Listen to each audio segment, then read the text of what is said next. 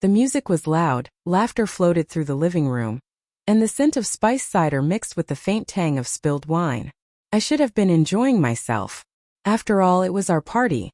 Friends, family, a celebration of life we had built together. But I couldn't shake a growing unease that had been creeping in over the past few weeks. It started small. Missed calls she blamed on dead batteries, texts she quickly hid when I entered the room, and a sudden obsession with her phone that I had convinced myself was normal.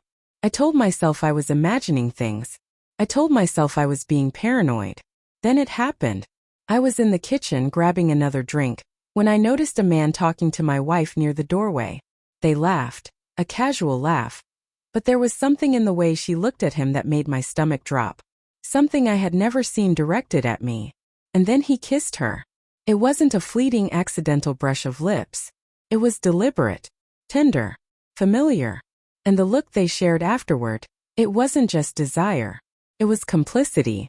It was the unspoken acknowledgement of something hidden. Something I wasn't supposed to see. For a moment the room blurred around me. The laughter became distant, the music a dull hum. I wanted to shout, to run, to do something, anything, but I couldn't. My legs refused to move. I felt frozen, trapped in a nightmare where reality refused to make sense. I left the room telling myself I would talk to her later, that maybe I had misunderstood. But my mind was already replaying the signs I had ignored. The late nights at work.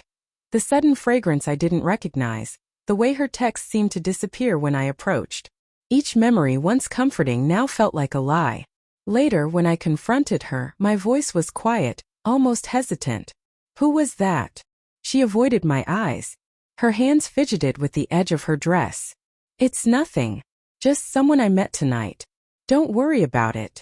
Don't worry about it? My heart was pounding, a mix of anger and heartbreak. They kissed you. In front of me. How is that nothing? She finally looked at me then, and I saw guilt, fear, but also something I couldn't quite name.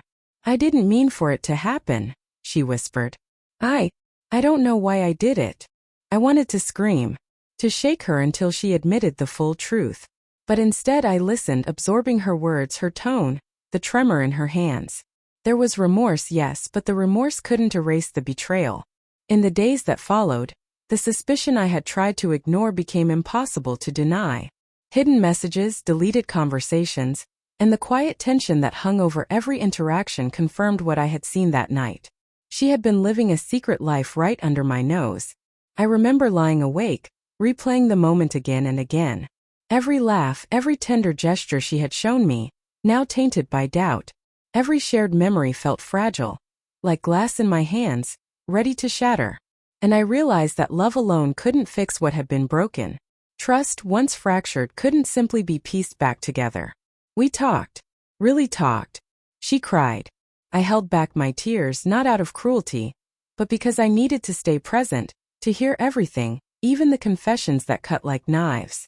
She explained, hesitated, tried to justify, but in the end the truth was simple.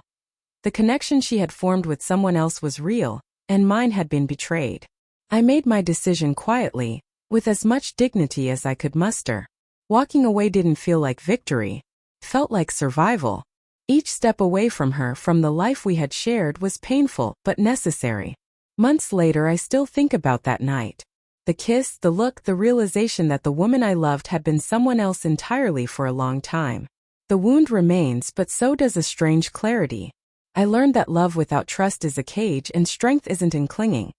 It's in choosing yourself, even when your heart resists. The party became a memory, but the lesson stayed. Betrayal, as cruel as it is, taught me my own limits, my own worth, and the quiet power of walking away. I didn't need to confront her again, didn't need to scream or rage. I simply chose me, and in that choice I found the beginning of healing.